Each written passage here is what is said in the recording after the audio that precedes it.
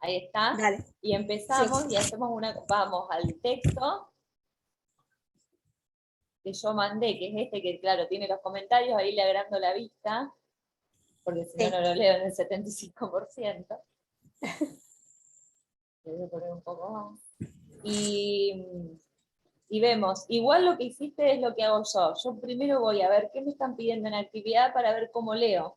Porque por ahí si hago una lectura en relación al tema y la actividad es una relación con otro texto, tengo que volver a leer. Entonces yo primero Sí. leo la actividad, que es lo que me va a indicar cómo tengo que leer el texto, cuando es académico, cuando es literario no. Pero cuando es académico sí. Bueno, la idea de este texto es trabajar ya con Saussure específicamente, que es el primero de los lingüistas que mencionamos a principio de año, y trabajar el estructuralismo y cómo ve a la lengua como un sistema. Los dos videos que vimos de este profesor que explicaba lenguaje, lengua y habla, y por el otro lado el signo lingüístico, era para introducir esto. Pero empezando por, esto es parte de su libro Curso de Lingüística General. Está sacado de ahí. Este es el capítulo 1 y el capítulo 2 del curso de Lingüística General que está acá arriba. Curso de Lingüística General. Introducción, capítulo número 1, ojeada la historia de la lingüística para ver un poco el recorrido. Ahí está Mari. Hola Mari, ¿cómo estás? Y en el capítulo número 2 nos vamos a acercar ya a materia y tarea de la lingüística, sus relaciones con otras ciencias, para después ver el objeto de estudio de la lingüística de Hola Mari, según el estructuralismo. Hacemos la lectura para para ver estas observaciones que están acá y para responder entonces esa pregunta. Mari, te pregunto, ¿vos pudiste leerlo y hacer la actividad previa al enlace?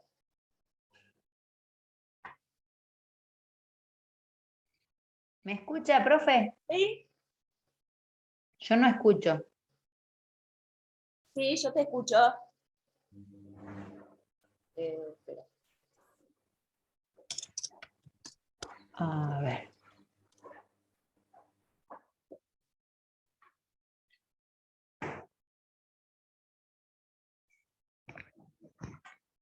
Bueno, esperamos que se arregle el sonido.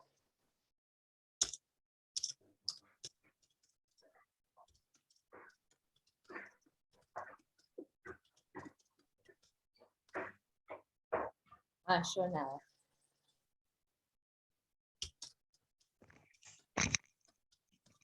Dale, ahí estoy. ¿Escuchás ahora? Sí. Tenía el auricular conectado y no me daba cuenta que estaban puestos, los había puesto antes. Bueno, ahí está. ¿Ustedes empezaban a las 6 o a las 5? A las 5, el horario de los viernes a las 5. ¿Y por qué alguien puso a las 6? Yo estaba esperando y mientras tanto me ponía a leer. El horario de los viernes es a las 5 menos 5 en realidad. 5 menos 5. Bien. Hasta las 8 menos cuarto. Yo le puse a las 5 para ser un poco más... Más concreta. Sí, más... Sí, no sé, pero yo llegué y leí algo que había que leer esto y que decía que, no sé quién puso, si alguien puso que empezaban a las 6. No, yo me le puse puse a las 5 que empezábamos a leer esto para conectarnos 5:20, me demoré 7 minutitos porque me llamó una psicóloga de una alumna del colegio y ahí les mandé para la conexión. Ahí está, dale. Bueno, vamos a ver este texto con estas anotaciones para tratar de explicar una frase que aparece al final de este capítulo número 1. Y nos metemos con Saussure específicamente y después con el signo lingüístico. Bien. Ojeada la historia de la lingüística. Yo le fui marcando algunos puntos que me parecían, o sea, es muy ordenado y cronológico este capítulo. La ciencia que se ha constituido en torno a los hechos de la lengua ha pasado por 3 fases sucesivas antes de reconocer cuál es su verdadero y único objeto. Toda ciencia tiene un objeto de estudio. Nosotros lo vemos en teoría literaria, que el objeto de estudio es la literatura, y en Introducción al Estudio del Lenguaje, el lenguaje. Yo quiero que tratemos de explicar esta afirmación. La lengua no es una entidad y no existe más que en los sujetos hablantes. ¿Recuerdan que yo en algunas de las clases les expliqué lo que es un ente?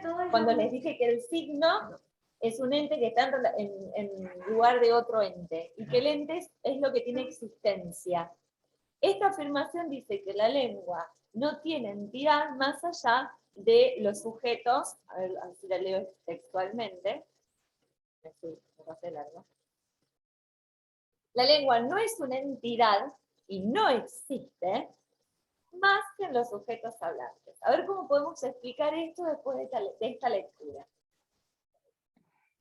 Se comenzó por organizar lo que se llama la gramática. Entonces, la primera de las fases en la historia de la lingüística fue hablar de gramática. Gramática es una palabra que deben tener sumamente incorporada ya con las clases de Olga. Les da gramática aplicada, justamente. Este estudio, inaugurado por los griegos, continuado principalmente por los franceses, está fundado en la lógica y desprovisto de toda visión científica y desinteresada de la lengua misma. Lo que la gramática se propone únicamente es dar reglas para distinguir las formas correctas de las formas incorrectas. Es una disciplina normativa. Se escribe de determinada manera. Si se escribe de esta manera es gramaticalmente correcto, y si no se respeta esa regla es gramaticalmente incorrecto. Antes, años atrás, te ponían un asterisco arriba de la expresión o dos asteriscos arriba de la expresión cuando tenías gramática. Un asterisco significaba que habías logrado la norma gramaticalmente correcta y dos asteriscos que era agramatical, es decir, que estaba gramaticalmente incorrecta la expresión. De eso se encarga la gramática, de esa normativa que establece cuáles son las reglas por las cuales, con las cuales debemos escribir. Me quedé por acá. Muy alejada de la pura observación, y su punto de vista es necesariamente estrecho porque se enfoca en las reglas existentes. Hasta acá. Como si fuese las reglas ortográficas y las formas de escribir y lo correcto y lo incorrecto, es básicamente. Exacto, coherencia y cohesión son reglas gramaticales, por ejemplo. O por ejemplo decir, bueno, un artículo femenino, el artículo concuerda género y número con el sustantivo el cual está acompañando. Claro. Si el sustantivo es femenino, el artículo es femenino, si el sustantivo es plural, el artículo es plural. El verbo concuerda en número con el sujeto del cual está enunciando la acción. Esas son reglas gramaticales. Bien. Después, paso número 2. Después apareció la filología. Por las dudas acá yo se los puse. Los filólogos estudian las relaciones entre lenguas antiguas, originales, y grupos lingüísticos modernos derivados de ellas. Investigan el origen y la evolución de la palabra y formas gramaticales y lingüísticas, y me corro un poquito acá, y presentan los resultados de tales estudios. Este es el periodo o la fase número 2, la de la filología. Ya en Alejandría existía una escuela filológica, pero este término se asocia sobre todo con el movimiento científico creado por Friedrich August Wolff a partir de 1777, que se continúa en nuestros días. La lengua no es el único objeto de la filología, que quiere sobre todo, y acá les remarqué el objetivo, fijar, interpretar, comentar los textos. Fase número 1, gramática, las normativas y las leyes. Fase número 2, la filología, fijar, interpretar y comentar los textos. Este primer estudio la lleva a ocuparse también de la historia literaria, de las costumbres de las instituciones. En todas partes usa el método que le es propio, que es la crítica. Entonces, el método de la filología es un método crítico de observación, interpretación y comentario de los textos. Siempre hablando de textos antiguos como el latín o eso que decía ahí. Relaciones entre lenguas, y todo exacto, lenguas antiguas, originales y lenguas modernas. Bien. Lenguas antiguas con las modernas. Esa es la relación. Modernas. Exacto. Bien. Si aborda cuestiones lingüísticas, es sobre todo para comparar textos de diferentes épocas, para determinar la lengua particular de cada autor, para descifrar y explicar interpretaciones redactadas en una lengua arcaica o oscura. ¿Hasta acá vamos bien? Sí. ¿Tiane? Perfecto. Sin duda, estas investigaciones son las que prepararon la lingüística histórica. Los trabajos de Rich sobre Plauto pueden ya llamarse lingüísticos, pero en este terreno la crítica filológica falla en un punto, en que se atiende demasiado servilmente a la lengua escrita y olvida la lengua viviente o la lengua hablada, es decir, tiene en cuenta las construcciones lingüísticas escritas, dejando de lado las construcciones lingüísticas orales. Nosotros vimos que está la lengua escrita y la lengua oral, así empezó la introducción a los estudios del lenguaje. Por lo demás, la antigüedad greco-latina es la que la absorbe casi por entero. Me fui, creo que me comí unos cuantos párrafos. Sí, Sí. acá me perdí. Estamos, la filología entonces intenta fijar, interpretar y comentar los textos. Y después, lo último que dijiste El que método propio de nombraste... la filología es la crítica, y que acá se sirven o estudian específicamente la lengua escrita y no la lengua hablada. El tercer periodo, o tercera fase, comenzó cuando se descubrió que se podrían comparar las lenguas entre sí, y ahí aparece la gramática comparada. Entonces, primera fase, la gramática propiamente dicha, las reglas y las leyes, y normativas. Segunda fase, la filología. Tercera fase, la gramática comparada. Pregunto, Sí.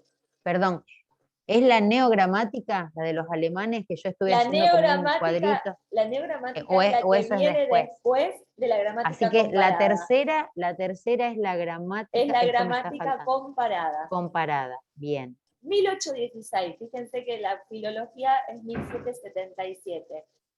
No Bien. llega un siglo después, medio siglo después, 1816, en una obra titulada Sistema de la conjugación del sánscrito, Frank Book estudió las relaciones que unen el sánscrito con el germánico, relaciones que unen el griego, el latín, etc. No fue Book el primero en señalar estas afinidades y en admitir que todas las lenguas pertenecían a una misma familia. Nosotros hoy sabemos que las lenguas romances son aquellas que derivan del latín, por ejemplo, el español. El español, el portugués, el inglés, el francés, el italiano derivan todos del latín. El latín vendría a ser la lengua origen de lo que son las lenguas romances. Por lo tanto, si hacemos las comparaciones entre sí, las vamos a encontrar porque en el origen de cada una de estas evoluciones que forman las lenguas específicas de cada una de las regiones está el latín. ¿Voy muy rápido? Sí, una consulta. El inglés, por ejemplo, ¿no está considerado como anglosajona? Sí, es también lengua romance. Pero es romance también. Sí, también es lengua Cuesta como romance. con el español. En Historia de la Lengua, ustedes van a ver cómo se fueron dando las transformaciones y los cambios vocálicos y consonánticos que dieron origen a cada una de las lenguas según las regiones en las que la población se iba ubicando e iba haciendo estos cambios consonánticos, que tienen que ver con la oralidad.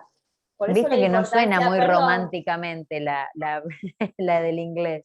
no, porque la cultura anglosajona es muy diferente a la cultura española o la italiana que nosotros tenemos como en esta zona, sobre todo. Estoy hablando porque nosotros generalmente acá somos descendientes de inmigrantes. Sí.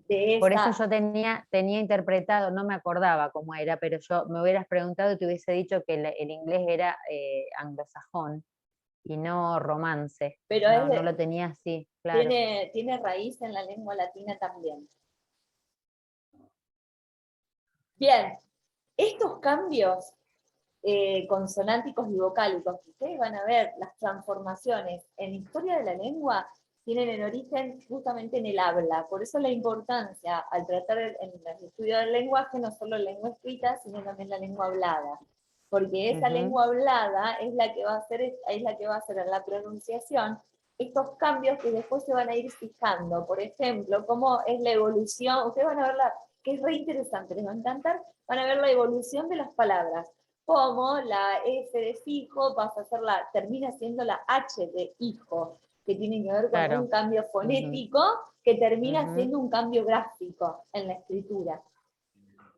Y como en algunos lugares esa evolución se queda en una instancia y en otros lugares sigue avanzando y tenemos el filio o el hijo, que de una pronunciación fonética muy parecida, pero gráficamente diferente cuando hablamos, por ejemplo, del italiano y el español.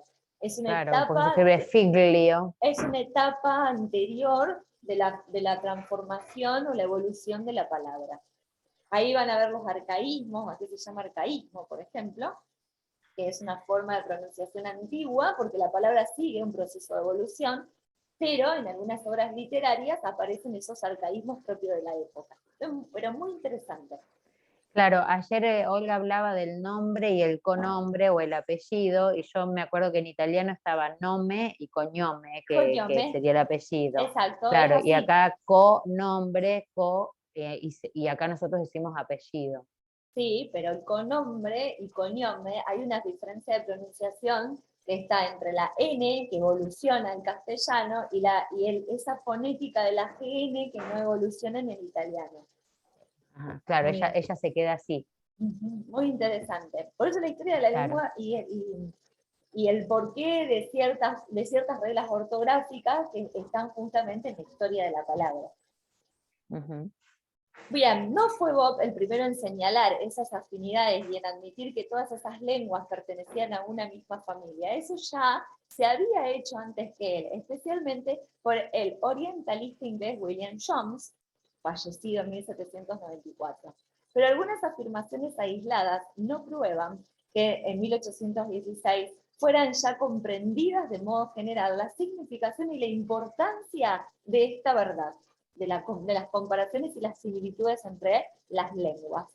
Bob no tiene, pues, el mérito de haber descubierto que el sánscrito es pariente de ciertos idiomas de Europa y de Asia, pero fue él quien comprendió que las relaciones entre lenguas parientes podían convertirse en la materia de una ciencia autónoma.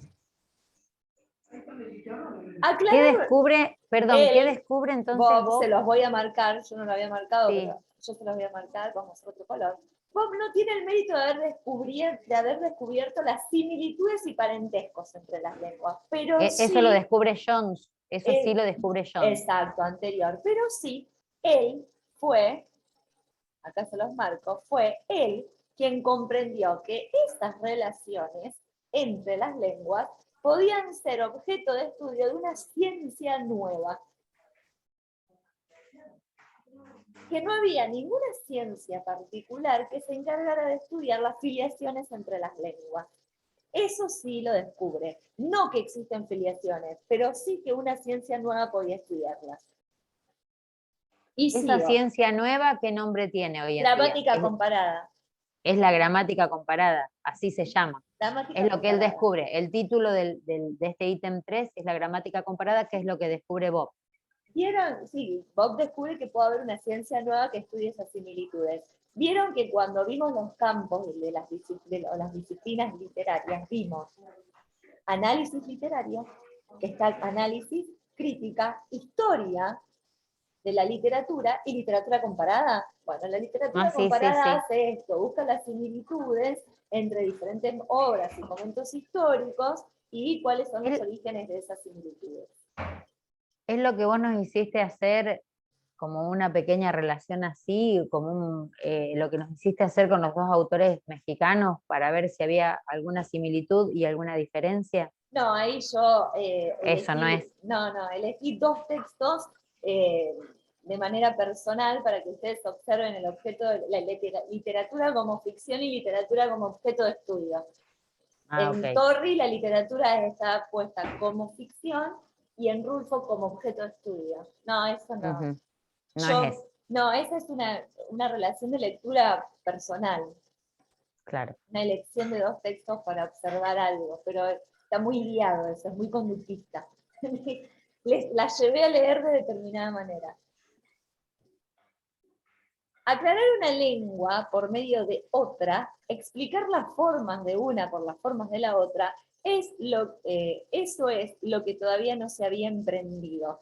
Es muy dudoso que Bob hubiera podido crear su ciencia, por lo menos tan pronto, sin el descubrimiento del sánscrito. Esta lengua, al llegar como tercer testimonio junto al griego y al latín, le proporcionó una base de estudio más amplia y más sólida. y esa ventaja se encontró aumentada por la circunstancia, por suerte inesperada, de que el sánscrito está en condiciones excepcionalmente favorables para aclarar esta comparación. Esto es un dato histórico, ¿no? Porque estamos haciendo una historia breve de la lingüística.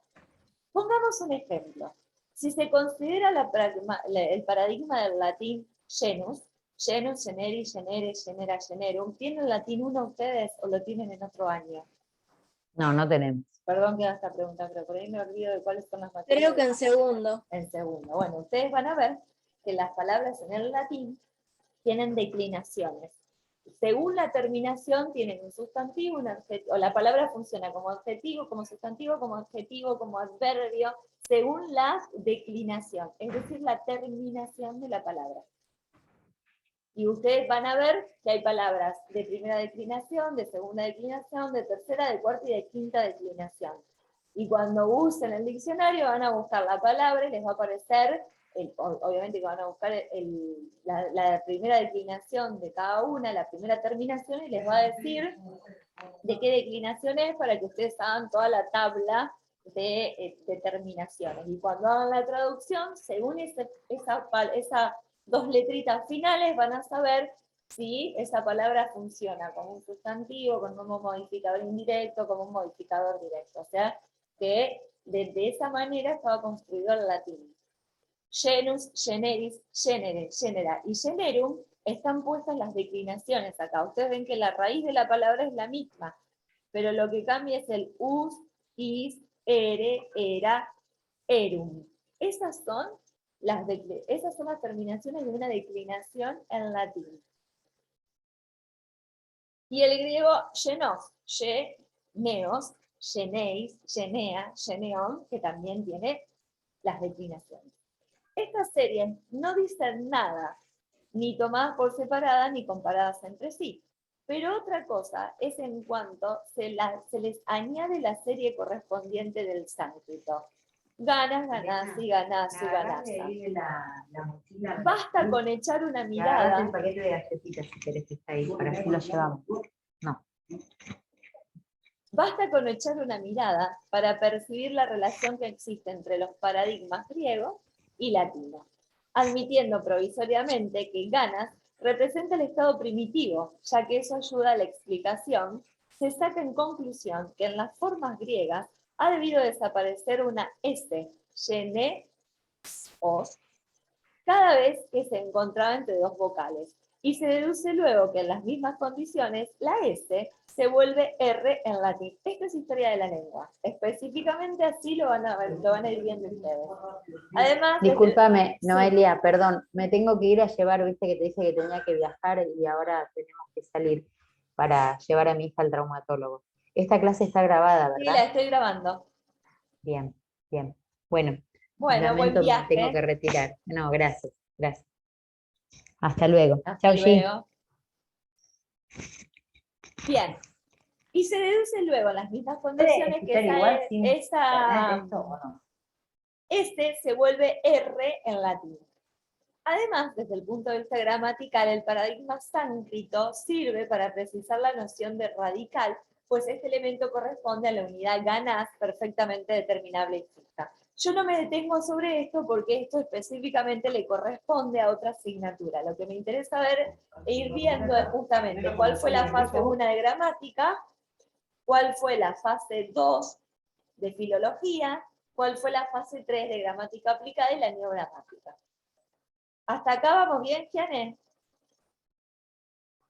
Bien.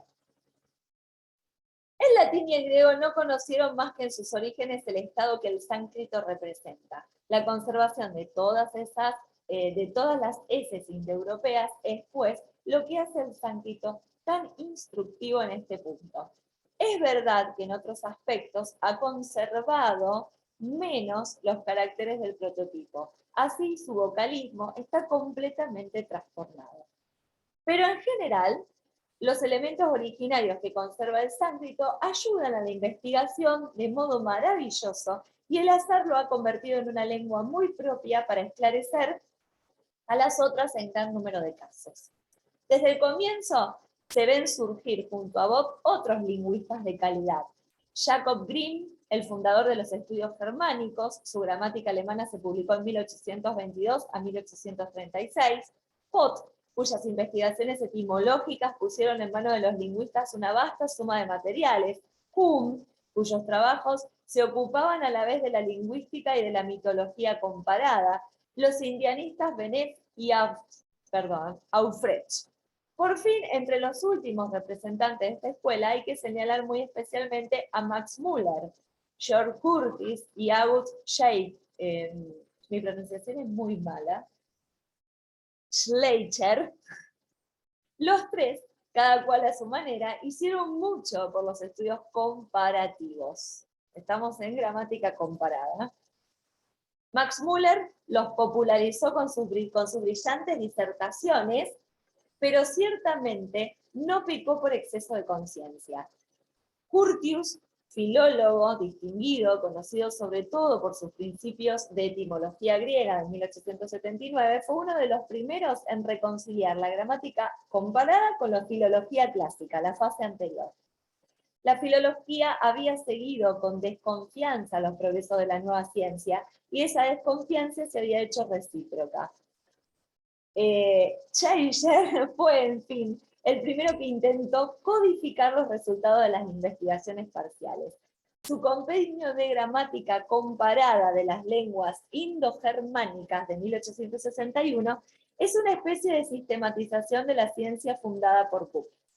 Este libro, que prestó grandes servicios durante largo tiempo, es el que mejor evoca la fisonomía de la escuela comparatista, la cual en verdad constituye el primer periodo de la lingüística indoeuropea. Y esto lo voy a también se los voy a marcar, porque es importante, lo vamos a poner en amarillo. Este libro, que presentó grandes servicios durante largo tiempo, es el que mejor evoca la fisonomía de la escuela comparatista, la cual constituye el primer periodo de la lingüística indoeuropea, como si fuera el primer paso de su historia o nacimiento. Pero esta escuela, con haber tenido el mérito indisputable de abrir un campo nuevo y fecundo, no llegó a constituir la verdadera ciencia lingüística, y acá viene la crítica que se le hace a la literatura comparada. Nunca se preocupó por determinar la naturaleza de su objeto de estudio. Y este es el objetivo principal, o el punto principal, en el que Saussure hace hincapié para decir, bueno, se comparan, perfecto, esta lengua con esta lengua, y aparte de la comparación, ¿qué se hace? Y acá es lo que justamente se le destaca como crítica. No haberse preocupado, en primer lugar, por determinar cuál es la naturaleza del objeto de estudio. Nosotros vamos a leer en teoría literaria Bolen y Warren y vamos a ver cuál es la naturaleza de la literatura. Justamente, ¿qué naturaleza tiene el objeto de estudio de la teoría literaria? La literatura. La lingüística también tiene que observar cuál es la naturaleza de su objeto de estudio, es decir, el lenguaje.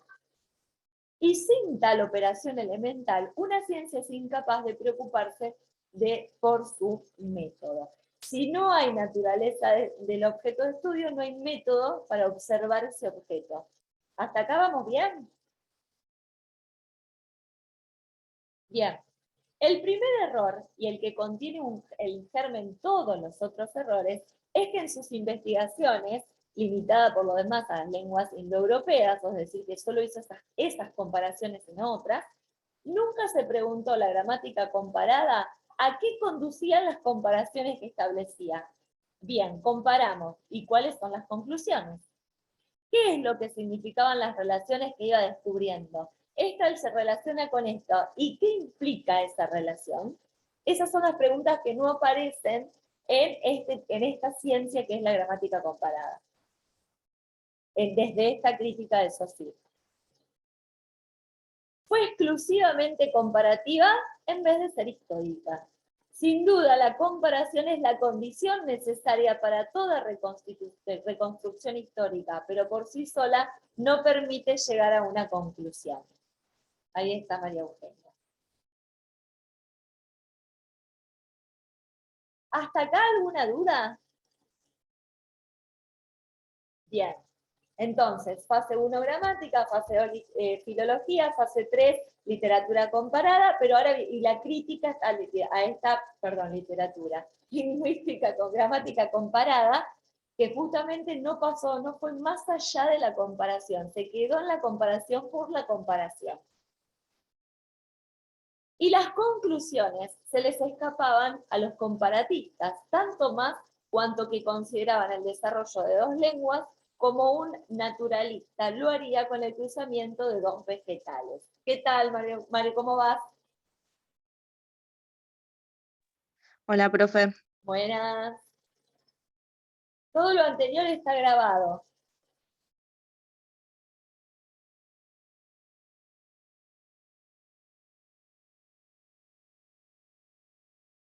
Seguimos.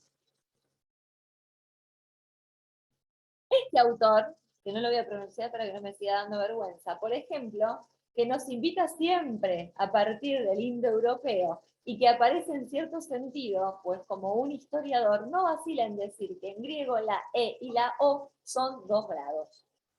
Su fin del vocalismo es que el sánscrito presenta un sistema de alternativas vocálicas que sugiere esa idea de los grados. Suponiendo pues que se debían recorrer esos grados separada y paralelamente en cada lengua, como los vegetales de la misma especie recorren independientemente uno de los otros las mismas fases de desarrollo, el mismo autor veía en la O del griego un grado reforzado de la E, como veía en la A del sánscrito un refuerzo de la A.